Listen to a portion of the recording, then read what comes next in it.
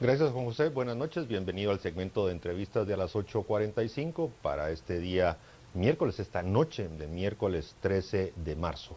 Les hemos preparado dos entrevistas que se refieren al proceso electoral, a 4 días que se cierre las inscripciones, la posibilidad de inscribirse ante el registro de ciudadanos. Pues vamos a abordar dos temas que han marcado el debate nacional. En la primera entrevista, y ya contamos con nuestros invitados especiales esta noche acá en el set, vamos a abordar este tema de la licenciada Suri Ríos, presidenciable del Partido Valor, ya nominada, y que ha tenido dificultades, se le ha impedido su inscripción. Y en la segunda entrevista, lo anticipo, vamos a tratar también las vicisitudes que está pasando la nominada por el partido Movimiento Semilla, la licenciada Telma Aldana. Para iniciar, doy la bienvenida a mi compañera y amiga aquí en las entrevistas, Carmina Valdizán. Buenas noches, Carmina. Buenas noches, Mariano. Un gusto acompañarte nuevamente. Gracias, muy amable. Y también le doy la bienvenida a nuestros dos invitados acá en el set. En primera instancia, le doy la bienvenida a la licenciada Suri Ríos y también le doy la bienvenida a su compañero de binomio en la nominación presidencial del Partido Valor, al licenciado Molina Barreto. Bienvenido, Roberto. Un gusto. Mariano. Y para iniciar, pues bueno, le vamos a conceder la palabra a la licenciada Suri Ríos, que nos comente cómo está la situación en este momento en relación a su inscripción ante el Tribunal Supremo Electoral y que le permita llegar pues precisamente al 16 de junio como parte de los binomios presidenciales que se postulan. Pues antes que nada, muchísimas gracias por la invitación, Carmina, Mariano, y a todos ustedes que nos ven a través de su televisión. Realmente nosotros el día de hoy estamos inscritos. Tenemos un carnet que está dado por el Tribunal Supremo Electoral y organizaciones políticas y aún no hemos sido notificados de lo que la Corte de Constitucionalidad, por un voto de 4-3, ha resuelto respecto de su opinión en cuanto a lo que se presentó de una manera provisional por parte del Tribunal Supremo Electoral. Así que nosotros el día de hoy estamos inscritos y tenemos fe en que seguiremos inscritos porque la ley nos ampara. ¿Y por qué lo digo? Porque en este programa lo discutimos varias veces y es el hecho de que esto no se trata de vedarle o impedirle a Suri Ríos o a Roberto Molina Barreto o al Partido Valor presentar sus candidatos. Esto se trata de impedir que los ciudadanos que quieren votar por nosotros no lo puedan hacer. El derecho de elegir y ser electos es un derecho político, es un derecho humano y por lo tanto todos tienen que ejercerlo. No se debe de considerar ni ético ni legítimo que una magistrada de la Corte de Constitucionalidad antojadizamente decide quién debe estar en la papeleta y quién no. Para eso está la ley y uno no puede hacer justicia cuando hay pasiones políticas o ideológicas. La justicia es justicia y simplemente se debe a la ley. Licenciado Molina Barreto, ¿qué sucede? Porque este amparo fue, o sea, la resolución de la Corte de Constitucionalidad fue sobre un amparo provisional, pero la Corte Suprema todavía tiene que manifestarse y dar el amparo definitivo. ¿Qué pasa si este amparo definitivo se da después del 17? Pues mire, el amparo restituye las cosas a la situación que violentó los derechos, o sea, se retrotrae todo al momento de la violación. En este caso, pues como dice Suri, estamos amparados, no ha habido un efecto real de la revocatoria. Si nos notificaran este fallo y después nos notifican el fallo definitivo, pues seguimos amparados y podemos participar. Por supuesto, lo platicamos hace como 2-3 semanas en este set precisamente. Aquí lo indignante no es el aspecto jurídico porque está claro, sino es el aspecto político absoluto y la desmedida actuación no solo del Tribunal Supremo Electoral, que dejó su papel de ser árbitro y coordinador de un gran evento nacional como son las elecciones, para participar como jugador y haber ido a un litigio de su propio fallo. Por supuesto, pasa, como lo dijimos aquí, provoca una apelación a un tribunal que no tiene objetividad y por eso nosotros pedimos en tiempo que la magistrada Porras, con la cual ha manifestado públicamente tener una animadversión con nosotros, le pedimos públicamente que se inhibiera de conocer, que permitiera a la institución mantener algún grado de respetabilidad en la población. Interpusimos un amparo 2 días antes de esta resolución y ni siquiera lo resolvieron.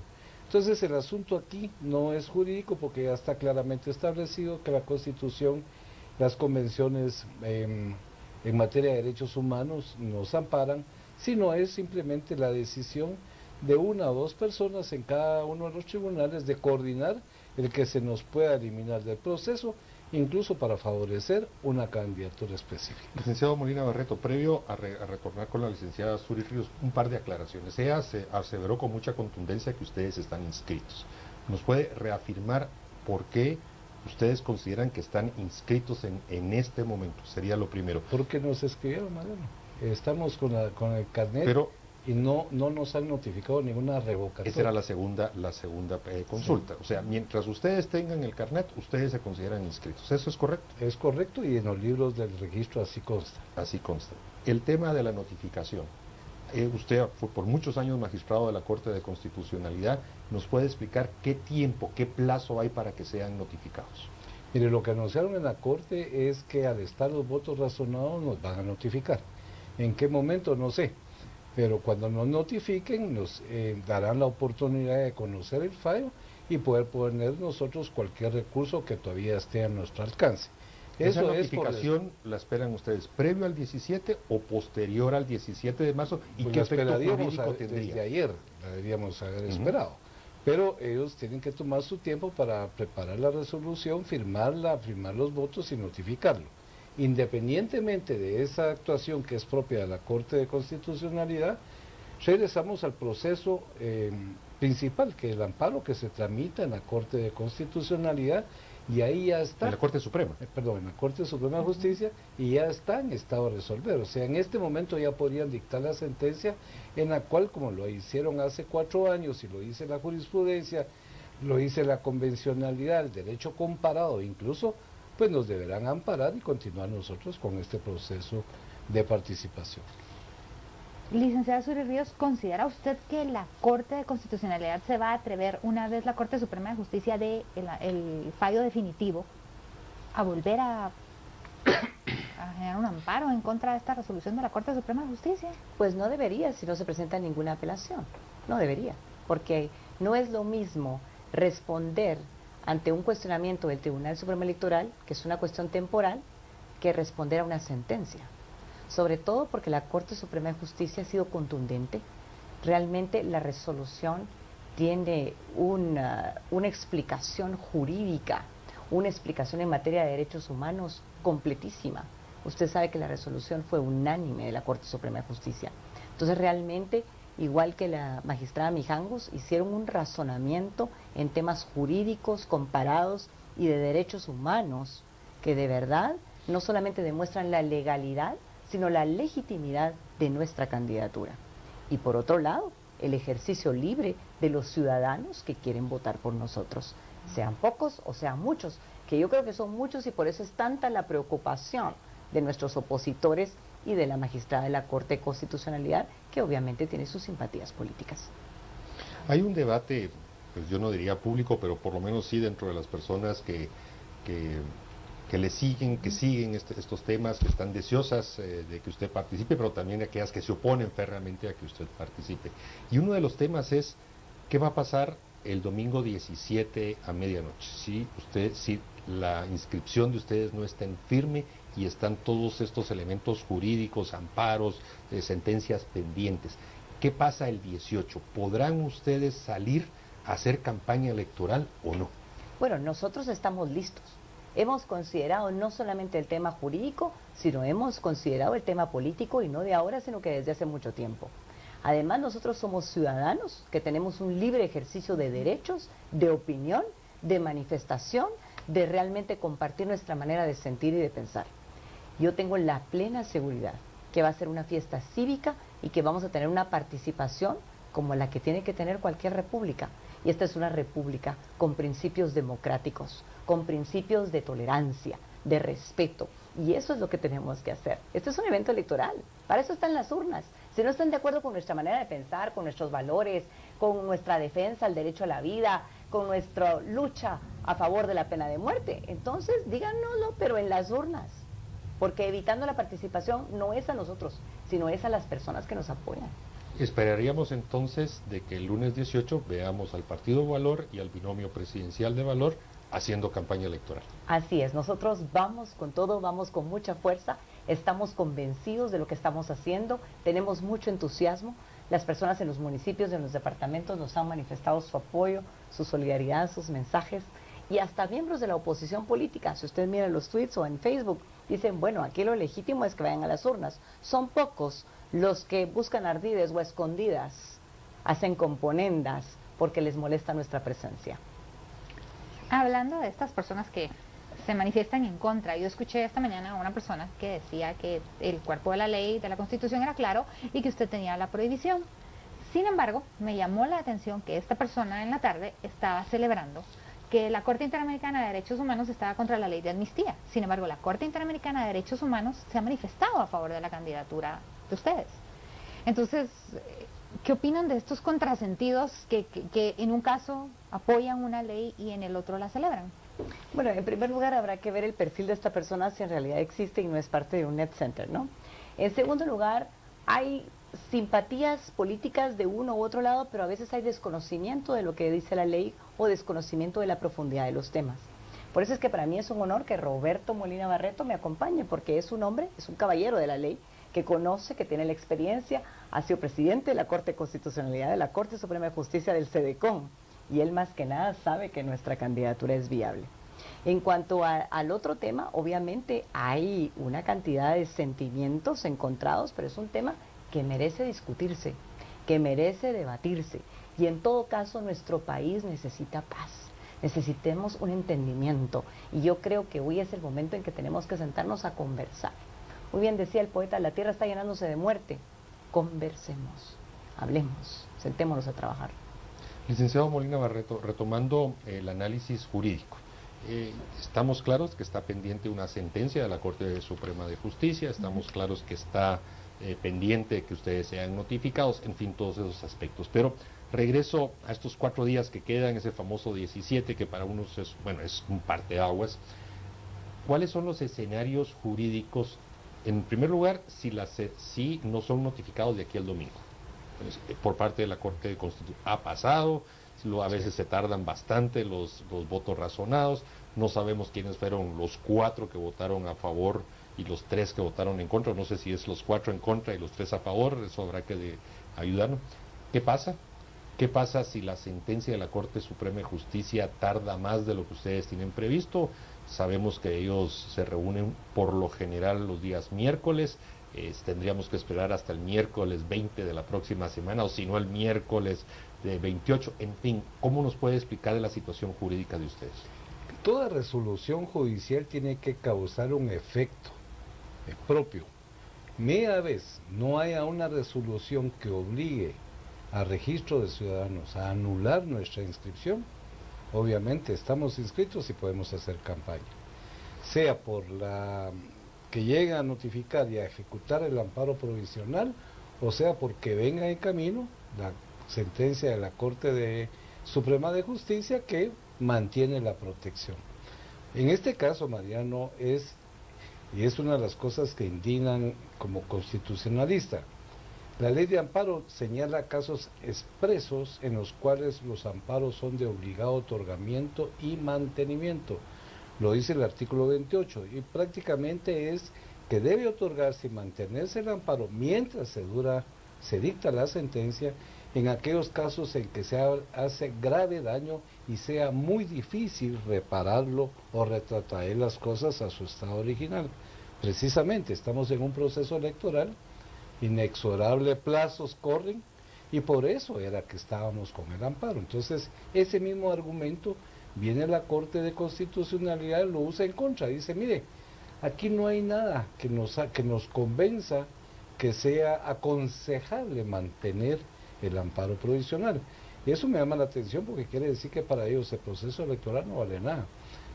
La libre elección de 7 millones de guatemaltecos pasa a un segundo término.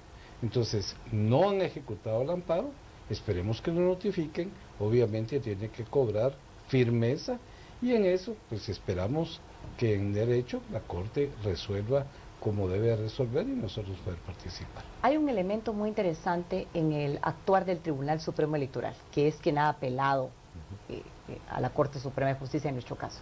Y es que el tribunal, en su mayoría, se ha desempeñado muy mal en preparación a esta elección. Principió con una serie de medidas y de reglamentos que no iban acorde a lo que la ley que se había aprobado, con todas sus limitaciones en el Congreso, establecía. En segundo lugar, no sé de dónde, promueve un reglamento donde pretende limitar a los medios de comunicación y a las diferentes cámaras o grupos organizados que quieren organizar debates, discusiones, para precisamente debatir ante la ciudadanía los temas de importancia para el electorado. No explican quién, no explican dónde, no explican cómo surgieron, simplemente imponen lo que ellos quieren. Y luego simplemente dicen, bueno, tal vez sí derogan, tal vez no. Mañana va a haber una reunión de fiscales y esperamos explicaciones. Por otro lado, la adjudicación de los espacios publicitarios para los partidos políticos, desorganizados, fuera de control, no tienen experiencia, no tienen explicación, no consultan. El empadronamiento. ¿Cuándo hicieron campañas con suficiente tiempo para de verdad promover el ejercicio ciudadano y el activismo ciudadano? Y ahora los migrantes, que si por teléfono, que si no por teléfono, que qué documento, pero por Dios, ¿qué es eso? Esa no es un Tribunal Supremo Electoral que garantice lo que la ciudadanía quiere decir o hacer. ¿Ese es el tribunal que va a garantizar el ejercicio ciudadano o que está construyendo un fraude, comenzando por ponernos limitación a emitir nuestro pensamiento y a una libre participación democrática? Licenciada Suri Ríos, hay una teoría que se habló acá en el set hace poco, ¿era la del cisne negro? Así se llama, ¿verdad? Que decía que están tratando de quitar a los principales candidatos, a los punteros, porque se busca favorecer no necesariamente a una candidata, que es lo que la mayoría de las personas piensan, sino que a uno de estos enanos que les llaman electoralmente.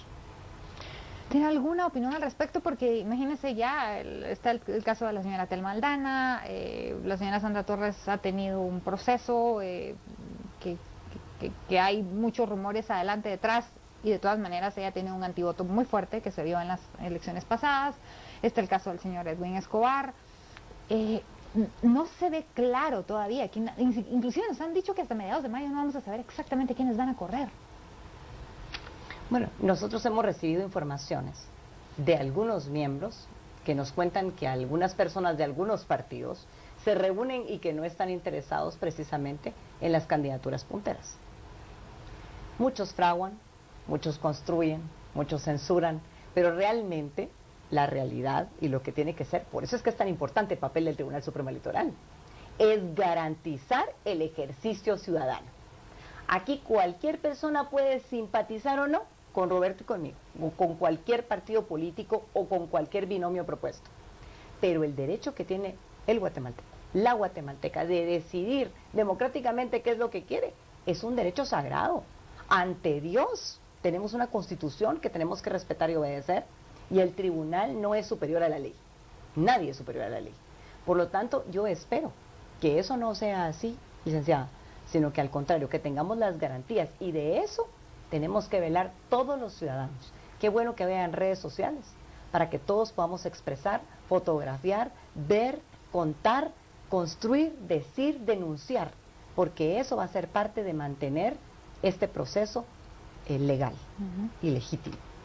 Licenciado Bolívar Barreto, yo tengo que regresar a los temas jurídicos, es además su especialidad, y muchos nos están preguntando, quieren conocer de primera voz qué es lo que puede suceder. Y la pregunta sobre si posterga la Corte Suprema de Justicia la sentencia que podría emitir, cómo afectaría, cómo condicionaría, y qué es el escenario, por ejemplo, de que efectivamente conceda una sentencia en el sentido de lo que ustedes esperan, o el escenario, si cambian las condiciones por las razones que sean. Hablábamos fuera de micrófono, es que no puede ser. Bueno, ya vimos que aquí todo está pasando y todo puede suceder. Mire, yo creo que la Corte Suprema de Justicia está conformada por 13 magistrados muy respetables. No creo que vayan a postergar la sentencia sabiendo la incertidumbre que se está creando, más todo este desorden que ha existido en este proceso electoral. Yo esperaría realmente que muy corto plazo se dicte esa sentencia y por lo menos se confirme nuestra participación. Por supuesto que si se posterga y ejecutan el amparo provisional, si nos tendrían en una pausa, situación que miraríamos pues ya realmente el extremo de que por un lado nos suspenderían el ejercicio electoral por no resolver o por resolver de una manera equivocada. Y la ejecutoria de ese amparo provisional es ordenarle al registro que los borren de la inscripción que ya tiene. Ese sería el efecto práctico, Mariano. Así es. Ya. Licenciada Suy Ríos, nos están preguntando acá personas que la apoyan. ¿Qué sucedería en el peor escenario que de verdad no los permitieran correr? ¿Ustedes apoyarían a otro grupo político? ¿Harían algún tipo de coalición con alguna otra opción política? ¿Han pensado en ese escenario? Mi maestro, el doctor Salvador Aguao, que en paz descanse, siempre me decía, cuando yo le decía, doctor, ¿y si pasara, y si hubiera, y qué haría, y qué pasaría? Y me decía, ese es un tiempo que no se puede conjugar. Nosotros vamos a estar inscritos, vamos a participar. Nosotros tenemos preparado esto desde hace meses, hicimos asambleas, no hay segundas opciones, no hay respaldo político. Hoy nosotros les decimos con toda seguridad a quienes confían, ya han trabajado con nosotros, que vamos a ir hasta el final, que vamos a aparecer en las papeletas y que en las urnas ustedes decidirán con su voto quién quieren que les sirva en el gobierno de la República. El objetivo es estar en la papeleta de binomios presidenciales el 16 de junio. Usted insiste mucho en llegar hasta el final. ¿Esto a qué se refiere? ¿Al objetivo de estar en la papeleta o recurrir a dónde para garantizar que estén en la papeleta? Vamos a llegar al día de las elecciones, que es el 16 de junio, en las urnas, en la papeleta, para que la gente decida con su voto si quiere que le sirvamos en el país. Pero ¿cuál es eso último? ¿Es instancia internacional? ¿Cuál es esa última? Lo que se requiera hacer, Mariano, nosotros lo vamos a hacer. Nosotros no nos damos por vencidos, no somos cobardes ni comodones, al contrario, sabemos lo que tenemos que hacer y lo vamos a hacer. Licenciado Molina Barreto, ¿cuáles son esas últimas o cuáles podrían? ¿No? Confiar en la ley, vamos a Mariano. quitarlo de podrían porque creo que la Sí. licenciada Zulia Fue ha dicho claro. una- Sí, es confiar en la ley, confiar en el Estado de Derecho y esperar que las cortes no se integren arbitrariamente con gente sesgada, con gente que por sus pasiones de odio ideológicas o por favorecer a otras candidaturas nos impidan la participación. Confiamos que eso puede ser enmendado, no solo porque tenemos el derecho, sino porque es lo que dice la Constitución y las convenciones internacionales en materia de derechos humanos. Después de todo lo que ha sucedido en este país, que vemos que están sesgados, divididos y que apoyan a ciertos grupos, ¿mantiene usted la fe en que de verdad van a tomar la decisión correcta? Pues yo tengo muchos años de ser abogado, tengo madurez y no puedo pensar que la democracia de un país se pueda distorsionar por una persona que está coordinando un grupo de magistrados muy pequeños. Con nosotros han votado a favor 16, si usted suma a los magistrados, que han hecho un razonamiento técnico, constitucional, y no puede ser que por una persona que coordine a dos más, se derrumbe todo un sistema democrático de un país. No lo podemos tolerar. Además, licenciada, nosotros, independientemente de la confianza que podamos tener en las autoridades o en el sistema, tenemos fe en Dios. Y Dios es el que gobierna en este país, no es Gloria Porras, ni nadie más. Pues usted me ha quitado una pregunta que le iba a hacer directa, precisamente porque ambos han omitido mencionar algunos nombres, pero bueno, usted ya lo ha dicho y aprovecharía que nos estamos adentrando a la última parte de esta entrevista para una valoración en general del Partido Valor, cómo se acerca al 17, su presencia, en fin, si bien es cierto la importancia que tiene el binomio presidencial, ustedes, como usted ya lo indicó, han hecho sus asambleas, han nominado, han inscrito, ¿cuál es la fuerza de Valor para trabajar a partir del 18 de enero, perdón, del 18 de marzo? Tenemos más de 27,000 afiliados depurados y seguimos creciendo. Tenemos listos más de 225 candidatos a alcaldes en la región. Las listas de los diputados que corresponden en el territorio nacional. Me parece que sí, puede ser que me falte algún distrito, pero tengo que ver el último informe del secretario de Organización Nacional. Así que prácticamente nosotros estamos listos, hemos cumplido con los requisitos de ley. Prácticamente ahora solamente se están entregando las últimas papelerías de los últimos municipios o departamentos que usted sabe que a veces hacen falta, porque va mucha gente nueva, mucha gente joven, muchas mujeres participando. La Contraloría ha hecho problemas. La Contraloría, pero en general nosotros hemos, independientemente de los retrasos por los tiempos, hemos trabajado muy bien, hemos tenido respuestas muy claras, la población está organizada y muy esperanzada. Por otra parte, nuestro partido Valor es valor por dos razones. Uno, por los valores absolutos en los que creemos, en los principios absolutos de la libertad con responsabilidad, de la protección a la propiedad privada, del derecho a la vida desde su concepción, de la búsqueda de la felicidad, principios liberales clásicos. Pero además de eso, porque valor comprende ser valiente, tener gallardía, enfrentarse a las realidades, dar la cara, responder. Y yo creo que eso es la gente del partido, eso es lo que ellos están haciendo y construyendo. Así que hemos construido un programa de gobierno importante que en su momento, cuando la ley electoral y de partidos políticos nos permita hacer, y si es que el Tribunal Supremo Electoral de verdad cambia esas reglas de debate, podamos discutir, estamos trabajando. Hay mucho entusiasmo y queremos llegar en libertad y protegidos por la ley y la Constitución a ejercer nuestro derecho. Licenciada Molina Barreto, ¿cuál considera usted que va a ser para solucionar este problema su principal reto? ¿Cuál es el reto más grande que tienen ustedes en este momento?